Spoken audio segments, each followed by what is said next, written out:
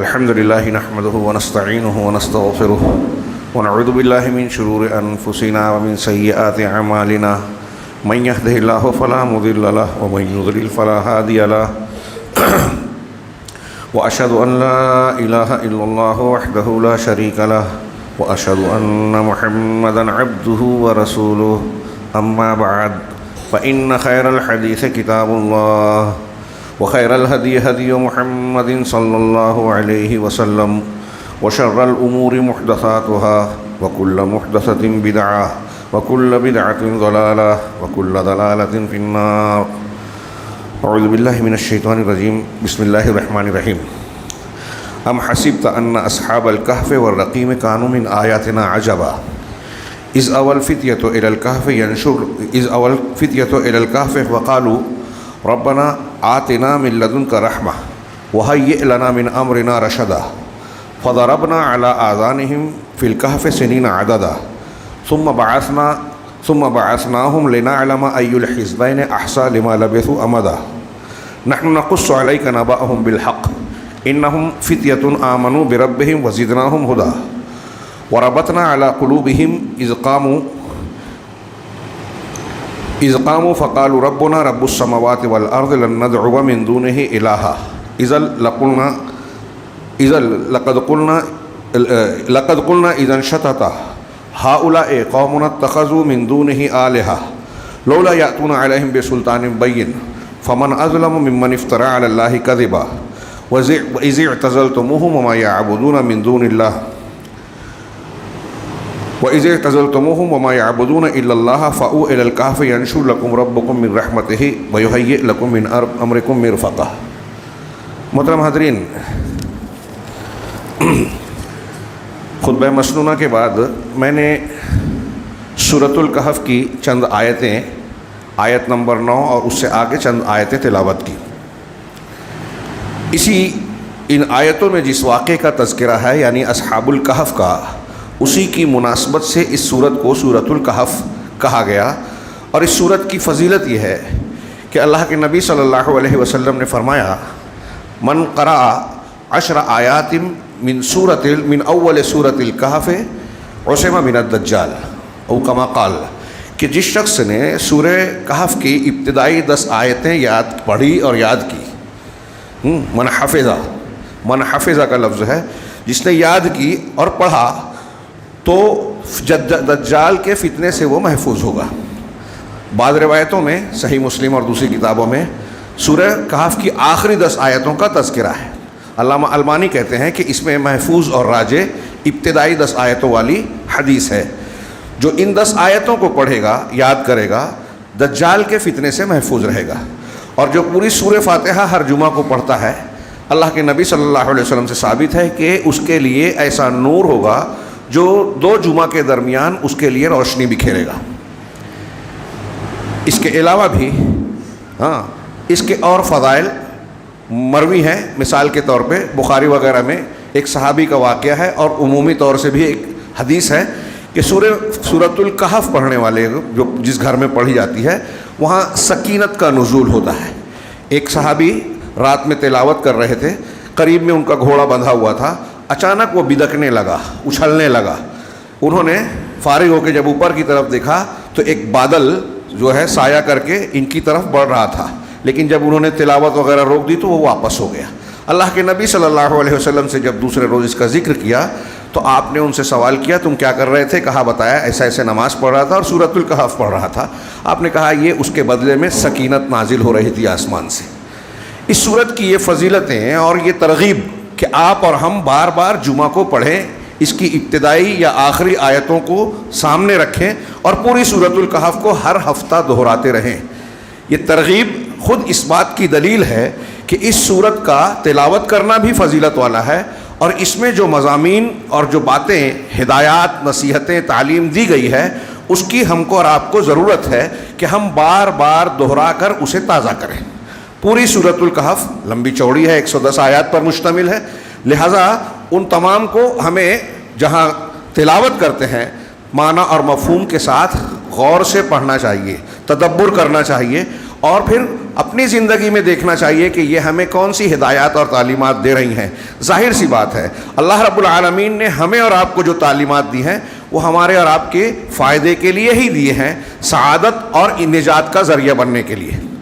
چنانچہ اس صورت میں جو پہلا واقعہ ابتدائی آیات کے بعد ذکر کیا گیا اس کو بہت ہی سرسری طور سے ایک جمعہ میں پیش کیا جا سکتا ہے۔ اگر تفصیلی گفتگو کی جائے، مفسرین کے مختلف مواد اور تفصیلات اور اس واقعے کی تاریخ سے متعلقہ امور کو بیان کیا جائے تو ہفتوں بھی کم پڑیں گے۔ ایک جمعہ میں سرسری طور سے اس واقعے کو ہم اپنے تناظر میں موجودہ حالات میں، اپنے حالات کی روشنی میں دیکھیں کہ ہمیں کیا ہدایات ملتی ہیں۔ اللہ تبارک و تعالیٰ نے نبی کریم صلی اللہ علیہ وسلم کو خطاب کر کے کہا، ام حسبت ان اصحاب الکہف والرقیم کانوا من آیاتنا عجبا، کیا آپ کو ایسا لگتا ہے کہ اصحاب الکہف، کہف اور کتبے والے، کہف غار، بعض لوگ فرق کرتے ہیں کہ عام غار کو بھی عربی میں غار کہا جاتا ہے، اور جو پہاڑ کے اندر گپھا جس کو کہا جاتا ہے، کشادہ جگہ ہو، پھیلی ہوئی بڑی جگہ، اس کو کہف کہیں گے۔ تو یہ غار والے اور رقیم کتبے والے، رقیم کے دو تین معنی کیے گئے ہیں کہ جہاں جس بستی میں یہ لوگ رہتے تھے شاید اس کا نام رقیم تھا، یا اس پہاڑی کا جس میں یہ گپھا اور غار تھی، یا تیسرا یہ کہ جہاں اصحاب کہف کی وفات ہوئی وہاں کتبے لگائے گئے ان کے نام کے۔ حافظ صلاح الدین نے احسن البیان کی شرح میں، احسن البیان میں یہ بیان کیا کہ بعد کی تحقیقات نے یہ ثابت کیا کہ پہلا قول زیادہ صحیح ہے، اس لیے کہ آج بھی ایک بستی وہاں ایسی پائی جاتی ہے جس کو الرقیب کہا جاتا ہے، جو الرقیم کی بدلی ہوئی شکل ہے۔ تو یہ بستی کے لوگ یعنی کہف غار والے اور الرقیم یعنی کتبے والے یا شہر اور بستی والے، یہ ہماری عجیب و غریب نشانیوں میں سے ہیں۔ آپ کو ایسا لگتا ہے؟ یہ اللہ تعالیٰ نے ان کے واقعے کی شروعات میں کہا، اور اس کا پوری سورہ کہف کے نزول کا تناظر بھی آپ بارہا سن چکے ہیں کہ کفار مکہ اور مشرکین نے اہل کتاب کی مدد سے نبی کریم صلی اللہ علیہ وسلم سے 3 سوالات کیے، اور ان 3 سوالوں کا مقصد آپ کو الجھانا تھا، اور ایسا تھا کہ اگر یہ سچے نبی ہیں امتحان کے طور پہ تو ان سوالوں کا ٹھیک ٹھیک جواب دیں گے، ورنہ نہیں دے پائیں گے، کیونکہ وہ جانتے تھے کہ آپ امی ہیں، پڑھے لکھے باقاعدہ طور سے جو ہوتے ہیں ویسے کوئی آپ نے تعلیم حاصل نہیں کی، اور اب نبی ہیں، نبوت کا دعویٰ کر رہے ہیں، تو یہ سوالات ایسے ہیں جو وہی ذات جان سکتی ہے جو عالم الغیب والشہادہ ہو، اور اللہ کے نبی اگر سچے رسول ہیں تو اللہ تعالیٰ ہی ان کو صحیح جواب بتائے گا۔ اللہ کے نبی صلی اللہ علیہ وسلم یہاں 3 سوالات کیا تھے؟ ایک اصحاب الکہف کون تھے، ذوالقرنین کون تھے، اور تیسرا سوال بعض روایتوں میں یا اقوال میں یہ ہے کہ روح کے متعلق، اور بعض میں یہ ہے کہ موسیٰ اور خضر کے متعلق۔ یہاں 3 سوالوں کا ہے۔ بعض اہل علم نے کہا چونکہ سورہ کہف میں ان کہف اور خضر، موسیٰ اور جو ہے تیسرا ذوالقرنین کے بارے میں ذکر کیا گیا، اس لیے یہ 3 سوال راجح ہے۔ روح سے متعلق جو سوال تھا اس کا تذکرہ سورہ بنی اسرائیل میں ہے، اور سورہ بنی اسرائیل اور سورہ کہف کے نزول میں کافی فرق ہے، لہٰذا اہل علم نے کہا کہ یہ 3 سوال، بہرحال جو بھی رہا ہو 3 سوالات کیے گئے۔ اللہ کے رسول صلی اللہ علیہ وسلم نے کہا کہ میں اس کا جواب کل دوں گا، اور آپ نے انشاءاللہ نہیں کہا۔ اسی لیے ان واقعات کے اخیر میں جب آپ نے بیان کیا اللہ تعالیٰ نے تو یہ بھی کہا کہ کوئی چیز اگر آپ یہ کہتے ہیں کہ میں کل یہ کروں گا، ماضی، مستقبل، قریب یا بعید میں، تو آپ انشاءاللہ ضرور کہیں، استثناء کریں، کیونکہ اللہ ہر چیز پر قادر ہے، بندہ نہیں۔ آپ اور ہم کسی کام کا ارادہ کریں کہ کل کریں گے یا کرنا چاہتے ہیں تو اس وقت تک نہیں کر سکتے جب تک اللہ کی مشیت نہ ہو اور اللہ توفیق نہ دے۔ بہرحال یہ تلقین کی گئی، اور 15 دن کے بعد اللہ کے نبی صلی اللہ علیہ وسلم نے جب کہا کہ کل جواب دوں گا تو قریب اس کے 15 دن کے بعد یہ صورت نازل ہوئی جس میں ان 3 سوالوں کے قدر تفصیلی جوابات ہیں، اور اس میں پہلا سوال کا جواب یہ تھا اصحاب کہف کے متعلق کہ کیا آپ کو ایسا لگتا ہے کہ کہف غار والے اور کتبے والے یا بستی والے، رقیم بستی والے، یہ ہماری نشانیوں میں سے عجیب و غریب نشانی ہے؟ نہیں، یہ ہے، اور اللہ کی ساری نشانیاں عجیب و غریب ہیں۔ اللہ تبارک و تعالیٰ کی نشانیوں پر غور کرے تو آپ کو ہر جگہ تعجب محسوس ہوگا۔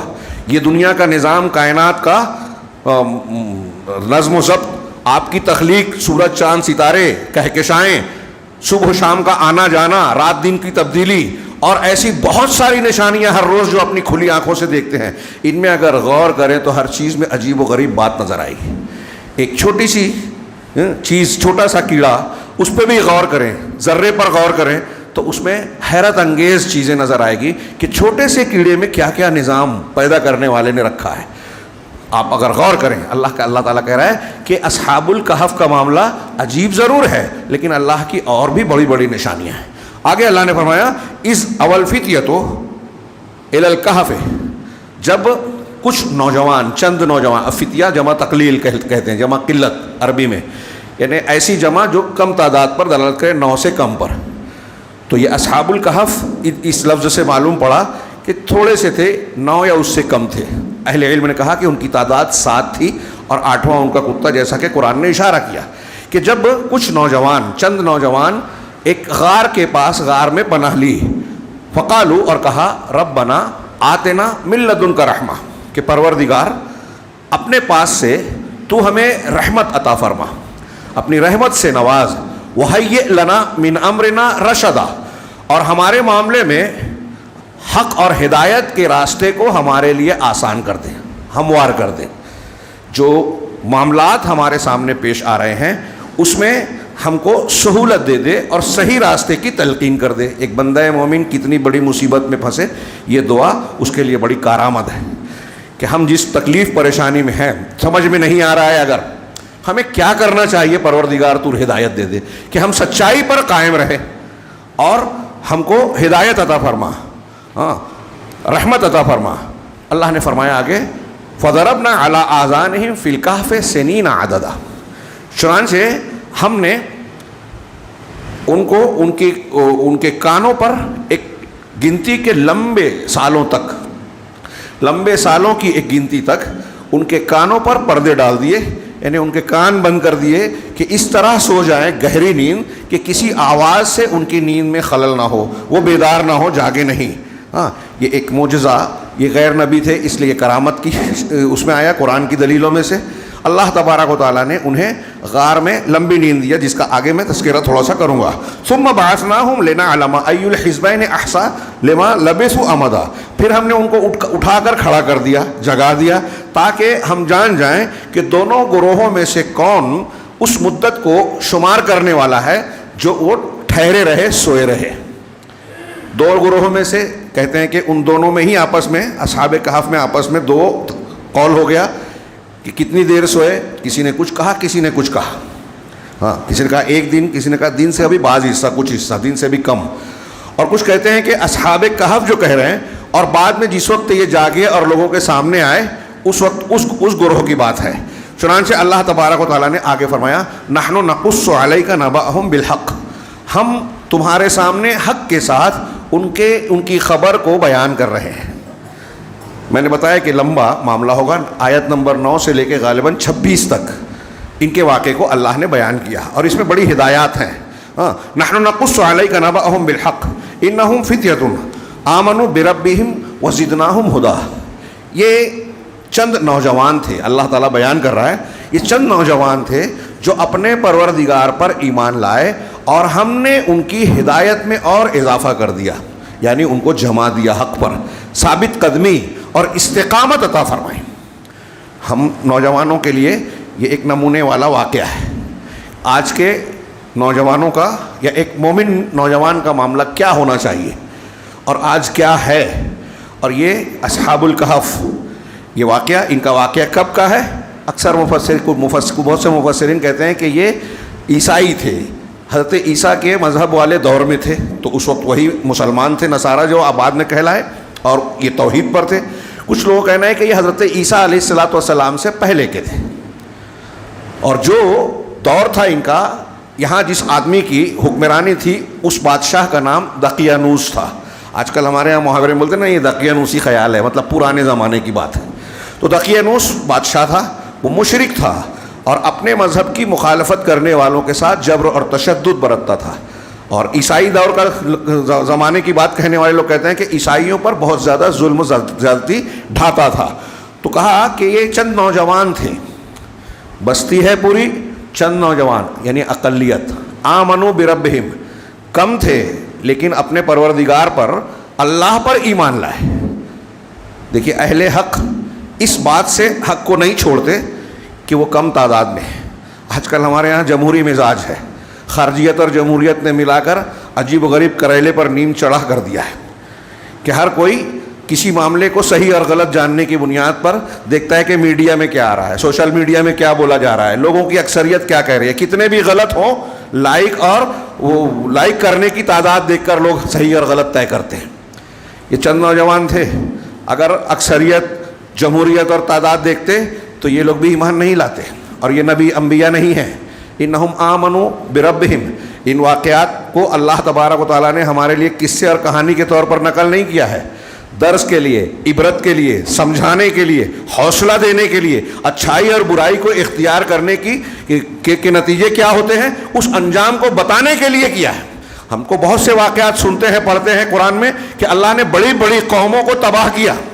اس سے پہلے میں نے کچھ خطبوں میں بیان کیا، تھوڑا تذکرہ کیا موجودہ حالات کے تناظر میں، کہ اگر کسی کو یہ گھمنڈ ہے کہ ہمارے پاس میزائل ہے، ٹیکنالوجی ہے اور بہت پن پوائنٹ بامبنگ کرنے کی صلاحیت ہے، آج بہت زیادہ ہم ترقی کر گئے ہیں، تو وہ اس بھرم میں نہ رہے کہ وہ ناقابل تسخیر ہیں۔ اللہ رب العالمین نے اہل حق کے سامنے جن قوموں کے تباہ کرنے کا تذکرہ قرآن میں کیا ہے، فرعون اور آل فرعون ہو، قوم صالح ہو، دوسری اقوام ہو، عام طور سے آپ دیکھیں گے کہ وہ اپنے وقت کی طاقتور قومیں تھیں۔ ان کے مقابل میں جو نبی سچائی کے علمبردار تھے، انبیاء اور ان کے رفقا، وہ اہل حق تھے، بظاہر کمزور تھے، ان کے پاس اسباب و وسائل کی وہ فراوانی نہیں تھی جو ان اہل باطل کے پاس تھی، اور یہی تو امتحان ہے اللہ کا۔ لیکن بالآخر انجام کار ہمارے سامنے واقعات بتائے گئے، اور اس میں ہمارے لیے سبق ہے، پوری دنیا کے لیے سبق ہے کہ ہمیشہ اللہ کا قانون قدرت جو ہے، قانون قدرت وہ اہل حق کے نتیجے میں فیصلہ کرتا ہے۔ اگر یہ بظاہر کمزور نظر آ رہے ہیں کوئی بات نہیں، لیکن انجام متقیوں کے حق میں ہوتا ہے، انصاف اور حق والوں کے حق میں ہوتا ہے۔ کوئی ظالم باطل پرست کتنا بھی ظالم اور طاقتور ہو جائے، بالآخر اسے ٹوٹنا ہے، اس کا سرنگوں ہونا ہے۔ یہاں ایک چند افراد کی بات جن کے پاس کوئی قوت نہیں ہے، جیسا کہ میں نے اشارہ کیا کہ قرآن نے بھی اشارہ کیا اور بعد میں کہ یہ 7 کی تعداد میں تھے۔ وقت کا بادشاہ مخالف ہے، اس کے مذہب سے خلاف جا رہے ہیں، تو دیکھیے ہمارے لیے اس میں کیا دروس ہیں۔ اللہ نے آگے فرمایا کہ ہم نے ان کی ہدایت میں اضافہ کر دیا، جب ایمان پر قائم رہیں گے اور اس پر ڈٹیں گے تو اللہ رب العالمین کی مدد ملتی ہے۔ وَرَبَطْنَا عَلَىٰ قُلُوبِهِمْ، اور ہم نے ان کے دلوں کو مضبوط کر دیا۔ دل مضبوط کر دیا، اللہ کا پہلا انعام ہے۔ حق پر آپ ہوں گے تو اللہ کی طرف سے مضبوطی ملے گی، کوئی ہلا نہیں پائے گا۔ اللہ نے کہا وَرَبَطْنَا عَلَىٰ قُلُوبِهِمْ إِذْ قَامُوا فَقَالُوا رَبُّنَا رَبُّ السَّمَاوَاتِ وَالْأَرْضِ، جب وہ اٹھے کھڑے ہوئے اور کہا کہ ہمارا پروردگار وہ ہے جو آسمانوں اور زمینوں کا رب ہے۔ بظاہر سمپل سی بات ہے، انبیاء کرام کی تقریروں میں بھی آپ کو یہ بیان ملے گا۔ یہ بہت اگر گہرائی میں جائیں تو جو لوگ اللہ کا انکار کرتے ہیں، کسی اور کی عبادت کرتے ہیں، ان کے سامنے یہ موٹا سا سوال کہ آسمان اور زمین ایسی چیز ہے، دنیا کا کوئی بھی شخص کہیں بھی رہتا بستا ہو، وہ ان کو کھلی آنکھوں سے دیکھ رہا ہے، اور دیکھنے کے ساتھ ساتھ یہ بھی جان رہا ہے کہ جب یہ اتنے بڑے وجود ہیں، مخلوق ہیں، تو ان کا خالق بھی ہے۔ اسی لیے سورہ ابراہیم میں اللہ رب العالمین نے انبیاء کرام کے تذکرے میں کہا افی اللہ شک فاطر السماوات والارض، کہ کیا اللہ کے بارے میں تم کو شک ہے؟ قالت رسولہم کا لفظ اس سے، رسولوں نے اپنی قوموں سے کہا تم اللہ کے بارے میں شک کرتے ہو جو آسمانوں اور زمینوں کا خالق ہے، پیدا کرنے والا ہے۔ اب یہ آسمان اور زمین تو ہے، سوچو تم نے بنایا، تمہارے آباء و اجداد نے بنایا، کسی بادشاہ نے بنایا، کسی کے اندر یہ طاقت ہے ہی نہیں، بلکہ جب یہ پیدا ہوئے تو اس سے پہلے سے آسمان اور زمین موجود ہے۔ جو تھا ہی نہیں وہ کسی اپنے وجود سے پہلے کے وجود کو کیسے بنانے والا ہو سکتا ہے؟ سوال ہی نہیں پیدا ہوتا۔ تو یہ آسمانوں اور زمین کا وجود ایسا ہے کہ دنیا کا کوئی کتنی بھی موٹی عقل والا آدمی ہو، اگر اس کو ڈھنگ سے سمجھایا جائے تو یہ ماننے پہ مجبور ہوگا کہ اس کا خالق و مالک، ہر چیز کی قدرت رکھنے والا، طاقت رکھنے والا، ان چیزوں کے وجود سے پہلے سے موجود رہنے والا الاول ہے، اور وہ صرف اور صرف اللہ ہے۔ کوئی ہستی نہیں ہے، کوئی نبی پیغمبر سب بعد میں پیدا ہوئے اس کائنات کے وجود کے بعد۔ تو انہوں نے بھی کھڑے ہو کر، کہاں کھڑے ہو کر کہا؟ دو قول ہیں مفسرین کے، ایک تو یہ کہ بادشاہ کو جب ان کے توحید کا، ایمان کا علم ہوا تو اس نے اپنے دربار میں انہیں بلایا، دربار میں کھڑے ہو کر انہوں نے اپنی توحید کا اعلان کیا، اور ایک قول یہ ہے کہ انہوں نے آپس میں ایک دوسرے کو یہ سمجھایا اور لوگوں کے درمیان کھڑے ہو کر کہا. اسی کی چرچا بادشاہ کے پاس پہنچی اور پھر ان کی تلاش جاری ہوئی. اذ قاموا فقالوا ربنا رب السماوات والارض لن ندعو من دونه الہا. ہم اس کے علاوہ کسی بھی معبود کو ہرگز نہیں پکاریں گے, کسی بھی معبود کی عبادت ہرگز نہیں کریں گے. یہ توحید ہے. ہاں, اور دیکھیے ان کی تفصیلات میں بس یہی بات ہے کہ ان کے پاس صحیح عقیدہ اور توحید تھی, اور اسی بنیاد پہ اللہ ان کی مدد کر رہا ہے. ہمارے یہاں آج اللہ کی مدد کی تلاش میں لوگ توحید پر بحث کرنا نہیں چاہتے. شرک کو شرک مت بولو, بدعت کو بدعت مت بولو. اگر الگ الگ مسلک کے لوگوں نے غلط دین اختیار کر رکھا ہے, اس کے غلط کو غلط کہو گے تو اختلاف ہوگا, انتشار ہوگا. اس پر بحث نہ کی جائے. بحث کی جائے سیاست پر, بحث کی جائے فلاں اور فلاں موضوع پر. مسلمانوں کو ایسا کرنا چاہیے, اور ویسا چلتا پھرتا آدمی سڑک چھاپ جو ہے وہ مشورے دیتا ہے, رائے دیتا ہے, ہدایت دیتا ہے, علماء حکام پر تنقیدیں کرتا ہے. قرآن کو کنارے رکھ دیا ہم لوگوں نے. یہ قرآن کا سبق ہے کہ ان کے پاس اللہ سے قربت اور اللہ کی مدد کے حقدار بننے کے لیے سرمایہ کیا تھا, سبب کیا تھا؟ یہ توحید. ہمارا رب وہ ہے جو آسمانوں اور زمین کا رب ہے.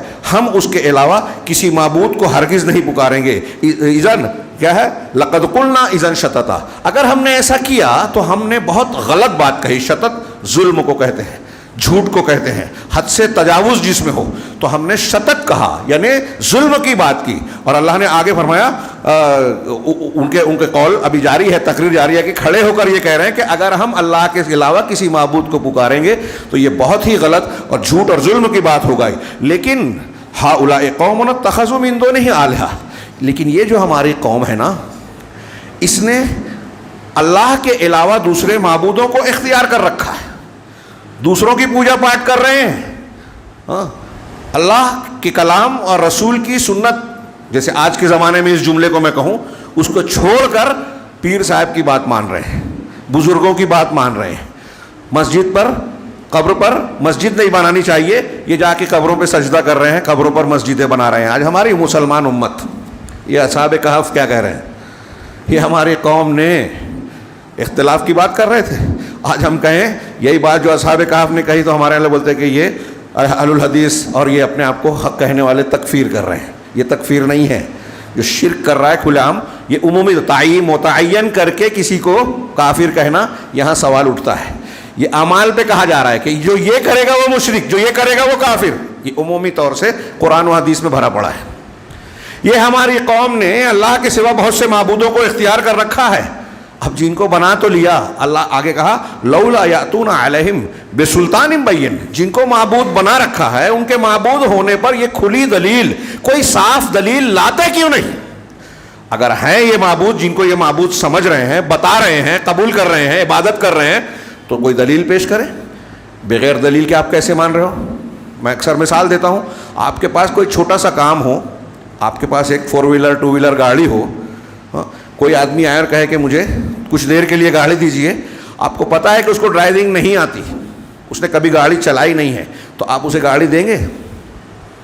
یا کوئی بھی کام اس کے علاوہ, گھر میں کھانا پکانے کا کام ہو, شادی میں دعوت میں کھانا پکانے کی بات ہو, ایک آدمی نے کبھی کھانا نہیں بنایا, آپ کہیں گے کہ کھانا آپ بنا دیجئے اور ذرا لذیذ بنائیے گا؟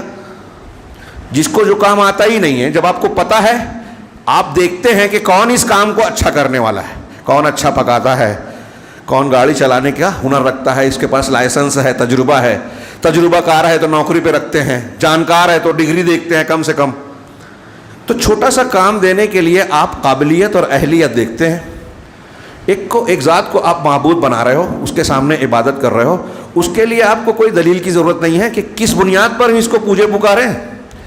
یہ ہماری بگڑتی کو بنا سکتا ہے, مشکل کو آسان کر سکتا ہے.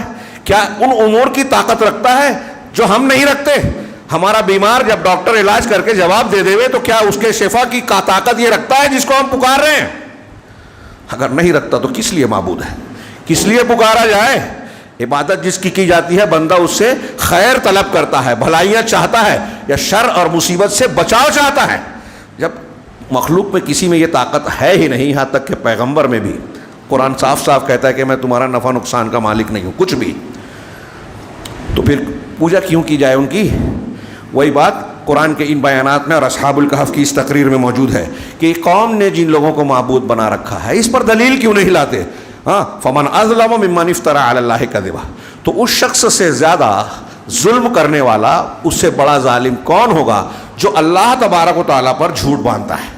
وَإِذِ اعْتَزَلْتُمُوهُمْ، اب اپنے آپ کو ایک دوسرے کو کہہ رہے ہیں کہ جب تم نے ان کو چھوڑ دیا، وَمَا يَعْبُدُونَ إِلَّا اللَّهِ، اب اصحاب کہف آپس میں کہہ رہے ہیں کہ تم نے ان سے الگ اپنے آپ کو کر لیا، اور اللہ کے علاوہ جن لوگ جن معبودوں کی یہ عبادت کرتے ہیں، وَمَا يَعْبُدُونَ إِلَّا اللَّهِ، اللہ کے سوا جن معبودوں کی عبادت کرتے ہیں ان سے تم نے علیحدگی اختیار کر لی، کنارہ کر لیا، فَأْوُوا إِلَى الْكَهْفِ، تو چلو ایک غار میں پناہ لے لو، لوگوں سے بچنے کے لیے وہاں چھپ جاؤ۔ يَنشُرْ لَكُمْ رَبُّكُمْ مِنْ رَحْمَتِهِ، تمہارے لیے تمہارا پروردگار تم پر اپنی رحمت کو پھیلا دے گا، کشادہ کر دے گا۔ وَيُهَيِّئْ لَكُم مِّنْ أَمْرِكُم مِّرْفَقًا، اور تمہارے معاملے میں تم کو نرمی اور آسانی مہیا فرمائے گا۔ ہاں، یہ جو جتنی آیتیں میں نے پڑھی ہے اس میں تفسیر المدینۃ المنورہ میں جو کچھ مسائل مستنبط کیے ہیں اس میں سے 2-3 پڑھ رہا ہوں، ہاں وقت بہت کم ہے۔ فوائد اور استنباط کے تحت کہتے ہیں کہ ان آیتوں میں آپ پڑھیے کہ اصحاب کہف کے واقعے کا پہلا سبق یہ ہے کہ ایمان لانے کے بعد اس پر ثابت قدم ہونا چاہیے۔ یہ نوجوان چند نوجوان تھے، دنیاوی اعتبار سے دیکھیے ان کو کیا قوت اور حیثیت حاصل تھی، لیکن ان کی خوبی قرآن میں محفوظ ہو گئی ہے۔ بظاہر کمزور تھے، ہم لوگ سوچتے ہیں کہ ہمارے پاس طاقت نہیں ہے، قوت نہیں ہے، وسائل نہیں ہے۔ یہ اصحاب کہف کو سوچیے، ہم سے بھی کمزور تھے دنیاوی اعتبار سے، لیکن ایمان میں مضبوط اور ثابت قدم تھے۔ تو پہلا سبق یہ ملتا ہے کہ ہم کو ایمان کو سمجھنا اور اس پر ثابت قدم رہنا چاہیے، اور ایمان میں سب سے بڑی بنیاد ہے توحید، اس پر کوئی سمجھوتا کر کے اس میں ملاوٹ اللہ کے یہاں قابل قبول نہیں ہوتی۔ دوسرا یہ کہ اگر جس جگہ پر، جس مقام پر اور بستی میں ہمارے لیے دین پر چلنا یا قائم رہنا مشکل ہو جائے، ناممکن رہ جائے، وہاں سے ہجرت کر جانی چاہیے۔ کوئی ایسی جگہ ہم رہتے ہیں جہاں توحید پر ہم نہیں رہ سکتے، مشکل آئے گی، ہم زندہ نہیں رہ سکتے، تو اس عقیدے کو بچانے کے ساتھ ساتھ جان بچا کے وہاں سے نکل جائیں۔ اور اگر ایسی صورتحال آ جائے کہ جان بھی جائے گی تو وہ بھی قربان کرنا افضل ہے۔ بعض حالات میں اجازت ہے کہ آپ زبان سے ظاہر میں کفر کر کے اپنی جان بچا لیں، دل میں ایمان رہے، لیکن تب بھی افضل یہ ہے کہ قتل کر دیے جاؤ، جلا دیے جاؤ، مار دیے جاؤ، لیکن شرک نہ کرو۔ تو یہ ہجرت کا جواز کہ ایسے مقام سے ہٹ جانا۔ یہاں یہ پتہ چلا کہ دنیا کی کسی بھی چیز کے مقابلے میں ہمارا دین سب سے زیادہ قیمتی ہے، اور اسی کو لوگ کمزور بنا کے دنیا کی دوسری چیزوں کو ترجیح دے رہے ہیں۔ مسلمانوں کے مکاتب فکر میں جو اختلاف ہے اس میں ایک اختلاف کا نتیجہ یہ نکلتا ہے کہ آپ توحید پر سودا کر لیں، شرک میں اہل شرک کے ساتھ شریک ہو جائیں، ان کی ہاں میں ہاں ملائیں، تو آپ کو ترقی ملے گی۔ بہت سے لوگ ضمیر فروش، ایمان فروش ہمارے ارد گرد بکھرے ہوئے ہیں اور تاریخ کے ہر دور میں رہے ہیں۔ چنانچہ اگر ایک بندہ مومن ہے تو ایسے مشکل حالات میں اگر وہاں ایمان کے تقاضوں پر عمل کرنا مشکل ہو جائے تو وہاں سے ہجرت کر دینی چاہیے۔ تیسرا مسئلہ انہوں نے بہت مختصر سے کہا، تکریم اللہ تعالی عبادہ المتقین، کہ اللہ کا اپنے متقی بندوں کی عزت افزائی کرنا۔ قرآن میں ذکر ہو رہا ہے، سب سے بڑی عزت کی بات ہمارے سامنے یہ ہے، ان کا ذکر زندہ ہے قیامت تک کے لیے قرآن میں۔ اور پھر اللہ تبارک و تعالیٰ نے ان کو کہف میں ایک لمبی نیند سلایا، ان کی حفاظت کا انتظام کیا، انہیں ظالم بادشاہ کے پنجۂ استبداد سے محفوظ رکھا۔ یہاں ایک سبق آج کے ماحول میں ہمارے لیے یہ بہت بڑا ہے۔ میں نے پیچھے کئی خطبوں میں بیان کیا کہ ایک مومن بندے کے پاس وسائل میں کچھ بھی نہ ہو، ایمان اور اللہ سے تعلق سب سے بڑا وسیلہ، سب سے بڑا ہتھیار ہے۔ مچھلی کے پیٹ میں رہتے ہوئے بھی حضرت یونس علیہ السلام کے پاس وہ ہتھیار تھا، دعا مانگی، اللہ نے بچایا۔ کوئی ظاہری سبب نہیں ہے، ہتھیار نہیں ہے، وسیلہ نہیں ہے، یہ دعا بہت بڑا ہتھیار ہے، اور وہ صحیح ایمان کے ساتھ ہو تو پھر اس سے زیادہ تیز دھار کسی ہتھیار کی نہیں ہے، کسی میزائل کی تباہ کاری نہیں ہو سکتی۔ تو تو اللہ اپنے بندوں کی تکریم کرتا ہے. اگر صحیح ایمان ہو, توحید ہو, اللہ سے آدمی مانگے تو اللہ مایوس نہیں کرتا, محروم نہیں فرماتا. اسی طرح ایک سبق یہ نکالا کہ کوئی داعی اگر دعوت کا کام کر رہا ہے, دین پر قائم ہے اور دعوت کا کام کر رہا ہے, تو دعوت کے راستے میں اسے جو تنگی محسوس ہوتی ہے, مخالفتیں ہوتی ہے, پریشانیاں لاحق ہوتی ہیں. اب دیکھیے کہ اصحاب کہف اپنا گھر بار, وطن اور رشتہ داروں کو چھوڑ کے کہف میں, غار میں پناہ لینے پر مجبور ہیں. کیا اپنے رشتہ داروں کو چھوڑنا یہ قربانی نہیں ہے, مشقت نہیں ہے؟ گھر بار سے دور ہونا پریشانی نہیں ہے؟ جن کے گھر تباہ ہو رہے ہیں آج اور بے خانماں برباد ہو گئے, ان سے پوچھیے اور محسوس کیجیے اپنے آپ پر. تو داعی کو اگر اس راستے میں تنگی آتی ہے تو اسے چاہیے کہ صبر کرے اور ثواب کی امید رکھے. طاقت نہیں ہے اگر مقابلے کی, تو ایسے دشمن کو چھیڑنا جو ہم کو تباہ کر دے گا, یقینی بات ہے یہ عقل مندی نہیں ہے, یہ دین بھی نہیں ہے. آگے میں یہ بیان کرنا چاہتا ہوں, آج ہمارے یہاں جذباتی نوجوان لعنت ملامت کرتے ہیں پوری امت مسلم, سب دوسروں کو دوش دیتے ہیں. اگر ان کو جو یہ کہتے ہیں پوچھا جائے کہ آپ کے ارد گرد میں جو مسلمانوں پر, اسلام پر ظلم ہوا, مسجد چھینی گئی, آپ نے کیا کیا؟ وہ عرب حکمرانوں کو کہتے ہیں سب بزدل ہیں, ایسے ہیں ویسے ہیں. ان کے کیا حالات ہیں کیا آپ جانتے ہیں؟ آپ کے کیا حالات ہیں؟ آپ یہ جانتے ہیں کہ فلاں فلاں معاملے میں ظلم ہوا, آپ نے کیا کر لیا؟ تو کہاں کیا معاملات ہیں؟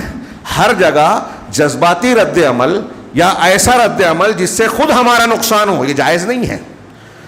ابھی فلسطین کے معاملے میں میرا سوال ہے موٹا سا, لوگ مسلک کے روشنی میں دیکھتے ہیں. حماس نے حملہ کیا, کیا حاصل کیا؟ ہمارے یہاں خوشی منائی جاتی ہے, کچھ خبریں دے دی جاتی ہیں. میں نے بار بار کہا کہ جب عالمی سطح پر سازش کی جا رہی ہے تو اس سازش کو صحیح بتانے کے لیے بھی کچھ خبریں بیان کی جاتی ہے. اسرائیلی مر رہے ہیں, ان پہ حملہ ہو رہا ہے, انہوں بہادری کا مظاہرہ کیا, فلاں ٹینک تباہ کر دیا, اتنے ٹینک قبضے میں لے لیا, ہم خوش ہو گئے. یہ خبریں, اس کی تصدیقات نہیں ہوئی. اگر ہوئی بھی ہے, جیسے امریکہ کا ٹوئن ٹاور گرایا گیا, مرے کچھ لوگ, متھرا کی ٹرین میں کچھ لوگوں کو جلایا گیا, جلے کچھ لوگ, تفصیلات آئی بعد میں, نچلی جاتیوں کو لے جا کے جو ہے انہیں قربانی کا بکرا بنایا گیا, اور نتیجے میں یہاں ایک پوری ریاست میں مسلمانوں کو جلایا گیا, سیاسی مفادات کی روٹیاں سینکی گئی, اور وہاں پورے ایک افغانستان ملک کو تباہ کیا گیا. عراق میں یہ پھیلایا گیا کہ صدام حسین کے پاس جو ہے عالمی تباہی کے بڑے ہتھیار ہیں, راسائنک ہتھیار, نیوکلیئر بم وغیرہ, تو اس کو پورے ملک کی اینٹ سے اینٹ بجا دی. بعد میں کہا کہ یہ غلط ہے, جھوٹ ہے. لاکھوں لوگوں کو مارا.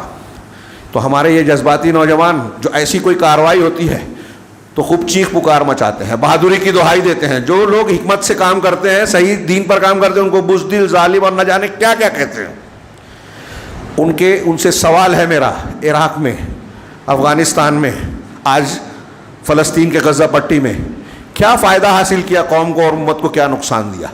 ان لوگوں نے گزشتہ 8-10 سال میں لاکھوں مسلمان کو کٹوایا, لاکھوں, ہزاروں یا لاکھوں, مبالغے میں نہیں کہہ رہا ہوں, لاکھوں مسلمانوں کو. صرف عراق میں دیکھیے لاکھوں مسلمان,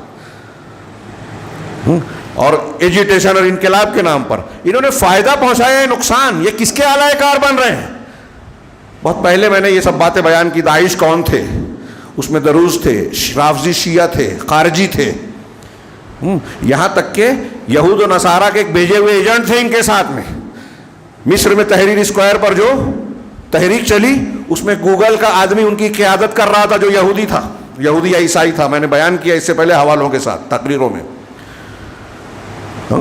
ہلیری کلنٹن امریکہ کی وزیر تھی, اس نے کہا داعش کو ہم نے بنایا ہے اور اخوان المسلمین نے ہماری مدد کی. آج یہ بات لوگوں کے سامنے آ رہی ہے کہ حماس کو قوت دینے والا خود اسرائیل ہے.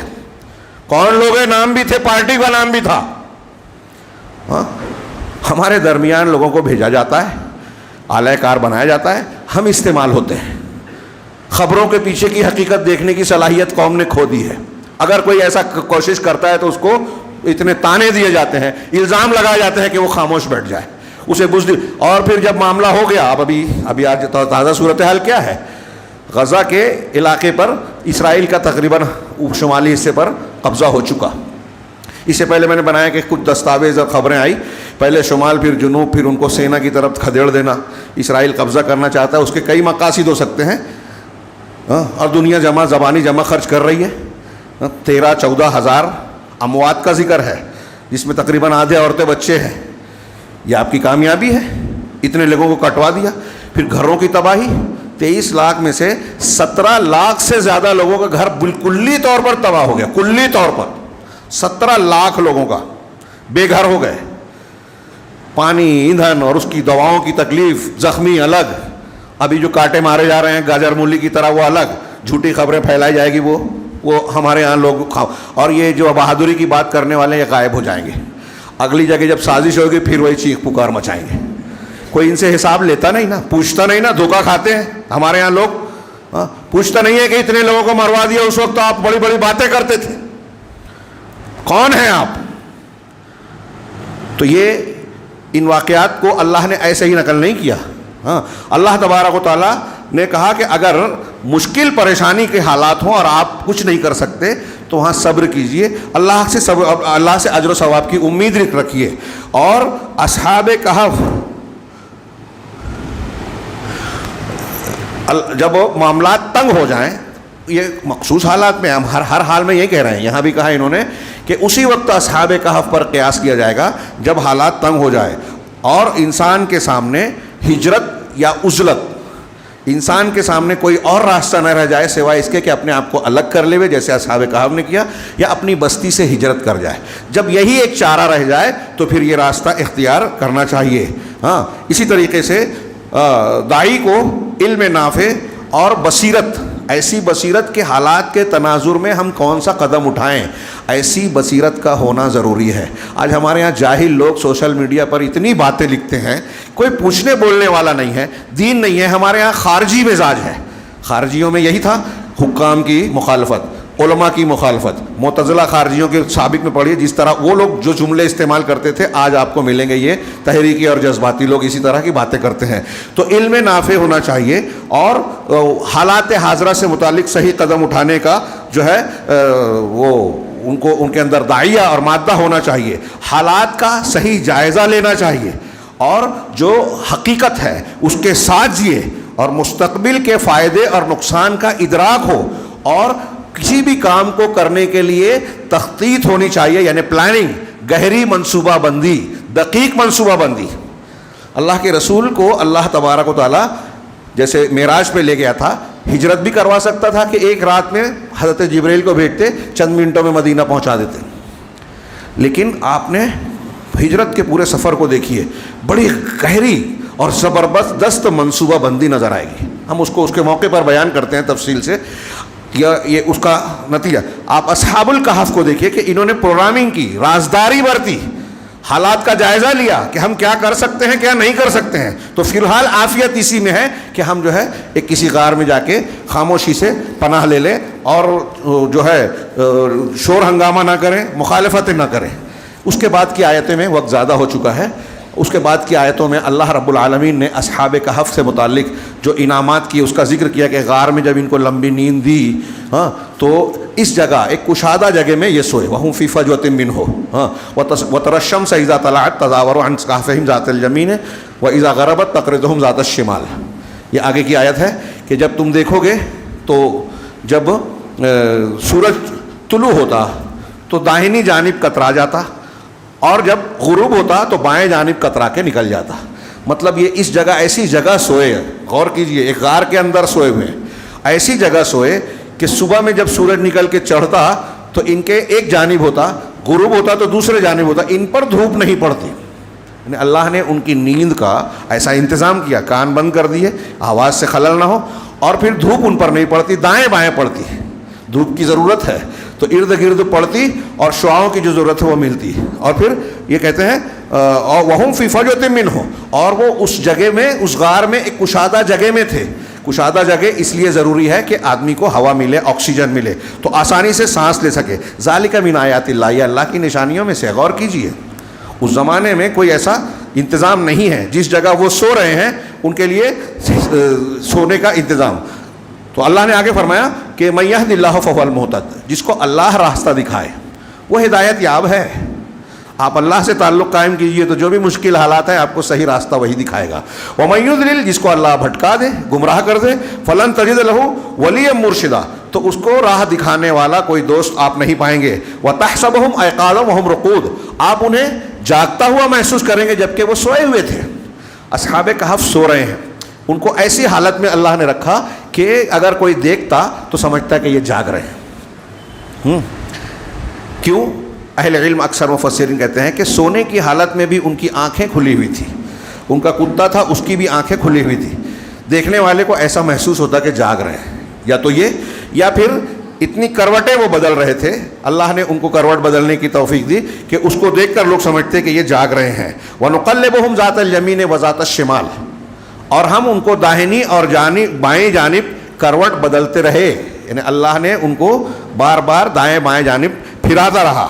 اس سے سبق درس نکالا لوگوں نے کہ اگر کوئی مریض صاحب فراش ہو, کیوں اللہ تبارک تعالیٰ نے اصحاب کہف کو بار بار کروٹ پلٹائی, اس کا ذکر کیا بطور خاص قرآن میں, اس لیے کہ اگر ایک آدمی زمین پر ایک ہی اینگل سے جسم کے ایک ہی حصے کو ٹکا کر رہے گا تو اسے مٹی, زمین کی مٹی یا زمین پکڑ لیتی ہے.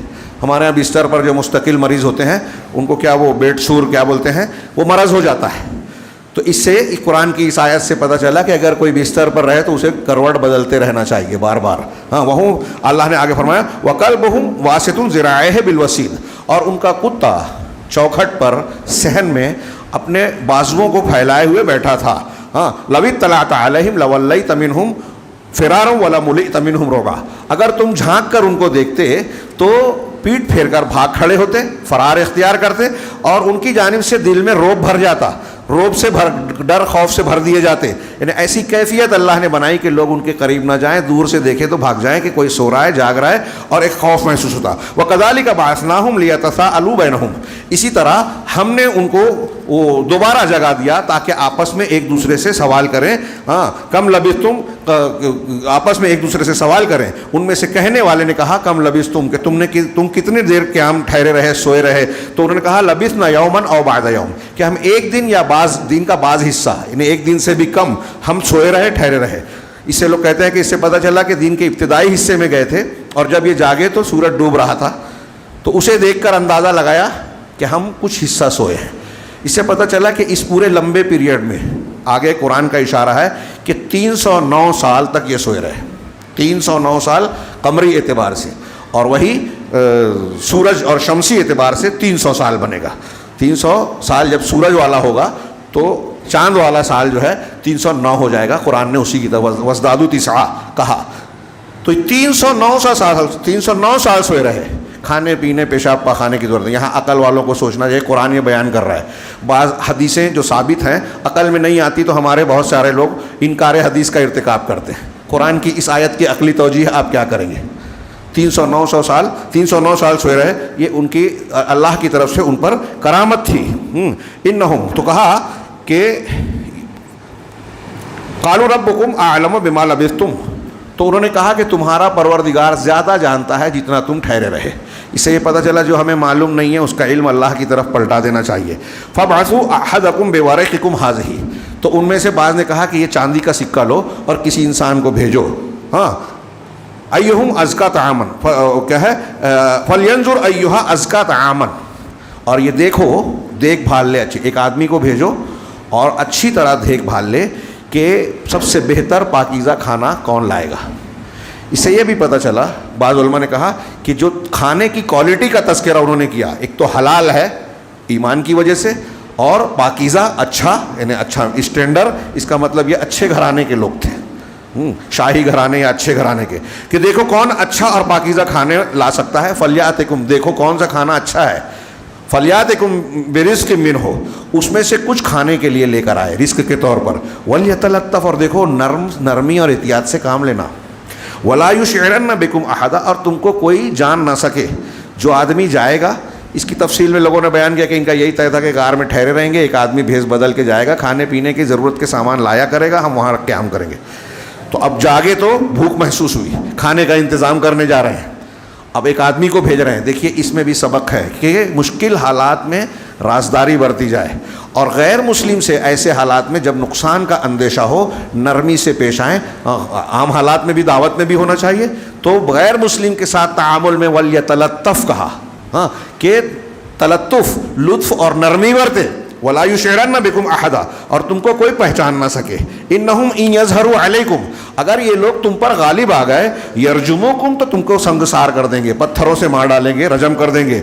और युईदुकुम फी मिल्लतिहिम, या फिर अपनी मिल्लत और अपने दीन में वापस पलटा देंगे। वलन तुफ्लिहु इज़न अबदा, हमने इतना पापड़ बेला, घर बार छोड़ा, यहाँ क़याम किया, इतनी मुशक्क़तें उठाई, कुर्बानियाँ दी, अगर हम वापस फिर अपने दीन में जाने पर मजबूर हो गए तो सारी मेहनत बर्बाद, पानी फिर जाएगा।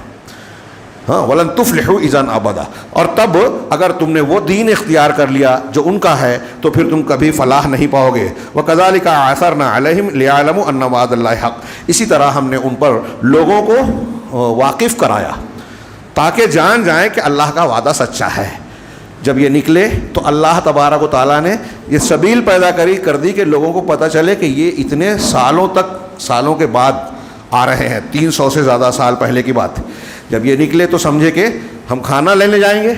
आदमी को जिसको भेजा, तफसीरों में तो वजाहत है, जब वो दुकानदार से सामान ख़रीद के पैसा देने लगा तो उसने हैरत किया कि ये तो बहुत पुराना सिक्का है। पहले उसने ताज्जुब किया, पूछा, कहा कि हम लोग तो कल गए हैं यहाँ से। वो ऐसे ही समझ रहे थे असहाब कहफ कि कल गए हैं, कल हम यहाँ से गए हैं बस्ती से और आज आ रहे हैं, तो आप कह रहे हो कि सिक्का गलत है। उन्होंने कहा नहीं, इसको लगता है कोई ख़जाना मिला होगा। और दुकानदार जमा हुए, लोग इकट्ठा हुए। फिर जब कहानी मालूम हुई तो लोग जाकर उनसे मिलते हैं, और दुनिया बदल चुकी थी। दकियानूस के ज़माने में शिर्क और अहले शिर्क का गलबा था, अब इस्लाम का गलबा था। वो नसरानियत की शक्ल में या जो भी शक्ल में तौहीद वाले थे, और उन लोगों ने बड़ी इज्जत की। और जब उनके सामने ये वाक़या आया कि इतनी लंबी नींद अल्लाह ने सुलाया और ये जागे हैं, तो ये इस बात की दलील बनी कि अल्लाह तबारक व तआला के लिए ये चीज़ें मुश्किल नहीं हैं। जिस तरह इस दुनिया में किसी को लंबी नींद दे सकता है, उसी तरह मरने के बाद या मारने के बाद अल्लाह तबारक व तआला दोबारा ज़िंदगी अता कर सकता है। चुनांचे उनको क्या इज़्ज़त मिली, फिर उसके बाद ये डर रहे थे कि रजम कर दिए जाएंगे, लेकिन अब बस्ती में इनको इज़्ज़त और मकाम मिला, लोग गए, उनसे मिले। हाँ, और अल्लाह ने फरमाया कि ये हमने इसलिए किया ताकि वो भी जान जाएं कि अल्लाह का वादा सच्चा है। व अन्ना अस्साअत ला रैब फ़ीहा, और क़यामत के सिलसिले में कोई शक नहीं है। इस यतनाज़ऊना बैनहुम अमरहुम, जबकि वो उनके मामले के सिलसिले में आपस में इख्तिलाफ कर बैठे। तो किसी ने कहा कि ये जहाँ मरे हैं इन पर जो है इमारत बना लो, और जिनका मामले पर गलबा था, वक़ालल्लज़ीना ग़लबू अला अम्रिहिम लनत्तख़िज़न्ना अलैहिम मस्जिदा, कि हम इन पर मस्जिद बनाएंगे। अहले किताब और पहलों की ये गुमराही थी कि नेक लोगों, सालेह अल्लाह के औलिया और बुज़ुर्गों की कब्रों पर मस्जिद बनाते थे। कुरान हदीस ने इसकी सख्त मजम्मत की। यहूद और नसारा ये काम किया करते थे। अल्लाह के रसूल सल्लल्लाहु अलैहि वसल्लम ने ऐसे लोगों पर लानत भेजी है। ऐसी जगह अगर नमाज पढ़ी जाए, जिस मस्जिद में कब्र हो वहाँ नमाज नहीं होगी, क्योंकि लानती काम है। और फिर आगे अल्लाह तबारक व तआला ने अल्लाह के नबी सल्लल्लाहु अलैहि वसल्लम को तलकीन की, और उससे पहले ये भी जिक्र किया कि इनमें से कुछ लोग कहेंगे कि वो 3 थे, चौथा उनका कुत्ता था, वो 4 थे, 5वां उनका कुत्ता था, और कुछ कहेंगे कि वो 7 थे, 8वां उनका किस्सा था। पहला 2 कौल नकल करके अल्लाह ताला ने कहा रजमम बिल गैब, ये गैब के सिलसिले में अटकल लगाते हैं, इन्हें अंधा तीर चला रहे हैं। 3 थे, चौथा कुत्ता, 4 थे, 5वां कुत्ता। ये 2 को अल्लाह ने रद्द कर दिया और तीसरे कौल को जिक्र किया। अल्लामा इब्न तैमिया रहमहुल्लाह कहते हैं कि इससे मालूम हुआ कि तीसरा सही है, अल्लाह ने इसको रद्द नहीं किया। अगर ये गलत होता तो पहले 2 कौल को भी रद्द करता। हज़रत इब्न अब्बास ने भी कहा कि अल्लाह कहता है कि बहुत कम लोग इसको जानते हैं, उनकी सही तादाद मैं भी उन लोगों में से हूँ जो जानता हूँ। हाँ, और वो ये है कि ये तीसरा कौल जो अल्लाह ने नकल किया, इसकी तरदीद नहीं की, और उससे पहले के 2 कौल को नकल करके कहा कि ये अटकल है, ये तुक्का तीर तुक्का चला रहा है, अंधा तीर। और इससे ये भी पता चला कि अगर किसी मामले में वाक़े में कई कौल हों तो नकल करके जो सही है उसको तरजीह देना चाहिए, और जो गलत है उसकी 2-4 मिसालें देके उसका रद्द कर देना चाहिए। फिर आगे अल्लाह तबारक व तआला ने जो बात कही है उसमें एक सबक ये है कि ऐसी बहसों में आदमी को नहीं पढ़ना चाहिए जिसका फ़ायदा नहीं है। मैं कुछ मसाइल का सिर्फ सरसरी जिक्र करूँ। हाँ, ये एक मसला ये है कि वनुक़ल्लिबुहुम ज़ातल यमीन व ज़ातल शिमाल, इसमें वही बताया कि इसमें मालूम पड़ा कि अगर कोई बिस्तर पर पड़ा है तो उसको उलट फेर करते रहना चाहिए ताकि ज़मीन से उसको बीमारी न लगे। इसी तरह अल्लाह तबारक व तआला की रब्बानी तौर से अपने नेक बंदों की रियायत और हिफाजत जैसे असहाब कहफ की है। हम अगर नेक बन जाएं, कुछ हमारे पास साधन वसाइल ना हो, अल्लाह हमारी हिफाजत करेगा। ये नुक्ता लोग समझने के लिए तैयार नहीं हैं और जज्बात में बहाते हैं और बहते हैं। एक ये भी इससे मालूम हुआ कि نگرانی اور پہرے داری کے لیے کتے کو پالا جا سکتا ہے، اور یہ ایسا حکم ہے جو پچھلی شریعت میں اور ہماری شریعت میں توافق ہے۔ کچھ چیزیں ایسی ہیں جو ان کے یہاں تھی، ہمارے یہاں ناجائز ہیں، تبدیل ہو گئی، لیکن یہ اصحاب کہف کے پاس کتا تھا، نگرانی کے لیے تھا۔ شریعت اسلامیہ میں بھی عام طور سے کتا پالنا منع ہے، لیکن نگرانی کے لیے اور اسی طریقے سے کیا کہتے ہیں کھیتی کے لیے اور ریوڑوں کی حفاظت کے لیے کتے کے پالنے کی اجازت ہماری شریعت میں موجود ہے۔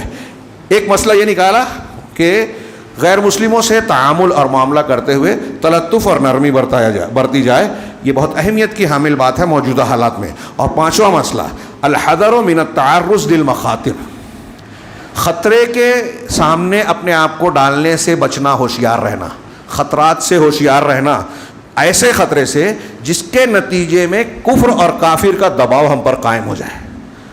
پورا حماس والا اسرائیل والا معاملہ دیکھیے، یہ اس کی خلاف ورزی ہے کہ ان خطرات سے اپنے آپ کو بچانا، اپنے آپ کو اس کے اندر نہیں جھونکنا جس کے نتیجے میں کافر کی قوت، غلبہ اور دباؤ مسلمانوں پر قائم ہو۔ یہاں دور اندیشی کو چھوڑ کر ایسے اقدامات عام ہو گئے، اور دنیا کا ایک طبقہ جذباتیت کے طور پر ایسی چیزوں کا کی جو ہے تائید کرتا ہے اور مسلمانوں کو نقصان پہنچاتا ہے۔ یہ جو طبقہ ہے، اس کی تاریخ دیکھیے، اس نے کبھی امت کا فائدہ نہیں پہنچایا، لیکن بات کرتا ہے ایسی کہ یہی امت کا ٹھیکیدار ہے۔ اسی طرح قبروں کو مسجد بنانے اور اس پر عمارت تعمیر کرنے کی ممانعت۔ اور ایک مسئلہ نکالا کہ غیر اہم مسئلوں میں بحث نہیں کرنا۔ اصحاب کہف کی تعداد کتنی تھی؟ اللہ تبارک و تعالیٰ نے اشارے میں کہا کہ آپ ان سے اس سلسلے میں اگر کوئی تم سے سوال کرے تو فلا کیا ہے میراً ظاہرہ،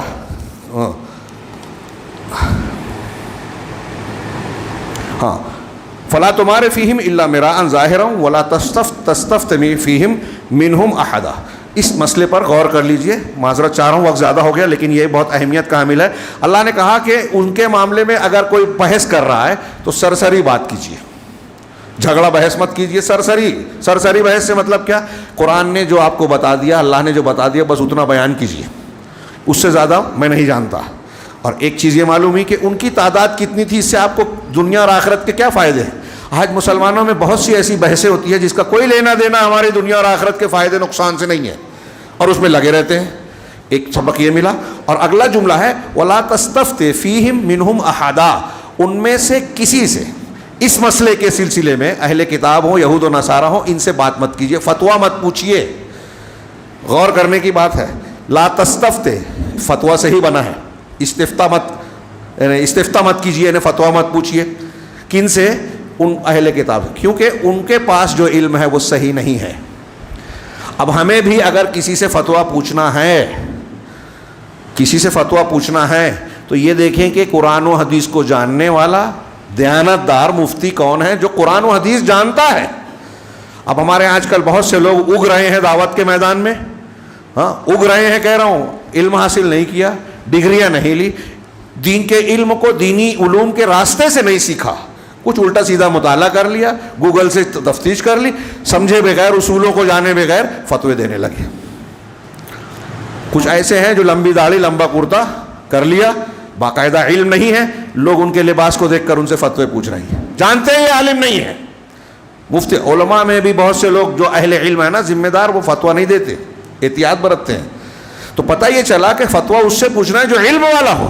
اللہ نے کہا ان سے مت پوچھو ان کے بارے میں، ہاں پوچھنا ہی نہیں ہے، ماننا تو بات کی بات ہے۔ پوچھنا کس سے ہے؟ فَاسْأَلُوا أَهْلَ الذِّكْرِ، اہل ذکر سے پوچھنا ہے۔ تو ایسے ہی جو مسلمانوں کے بڑے اور اجتماعی معاملات ہیں، اس میں اس سے سوشل میڈیا سے مت پوچھیے۔ لوگ روز سوال لاتے ہیں، فلاں نے یہ لکھا، ڈھیما نے یہ لکھا۔ کیوں آپ پڑھتے ہیں؟ آپ اس کو پڑھیے، بہت سی چیزیں ہیں مارکیٹ میں، تو آپ ہر چیز کی طرف توجہ دیتے ہیں، لوگوں سے سوال کرتے ہیں کیا؟ جو اتھینٹک ہے، قابل اعتماد لوگ ہیں، آپ ان سے رجوع کیجئے، ان پر اکتفا کیجئے۔ ان کو جب آپ فارورڈ نہیں کرو گے، پڑھو گے نہیں، اس پر بحث نہیں کرو گے، یہ ایسے ہی مر جائیں گے، اور انہیں ایسے ہی مار دینا چاہیے۔ اس سلسلے میں اور بھی ہدایات ہیں، وقت کافی زیادہ ہو گیا۔ یہ میں نے گزشتہ ہفتہ اصحاب بروج کا واقعہ، اصحاب الاخدود کا واقعہ نقل کیا تھا، بیان کیا تھا۔ اس ہفتے یہ اصحاب کہف کا، اور میں نے جو کچھ بیان کیا ہے یہ بہت تھوڑا ہے۔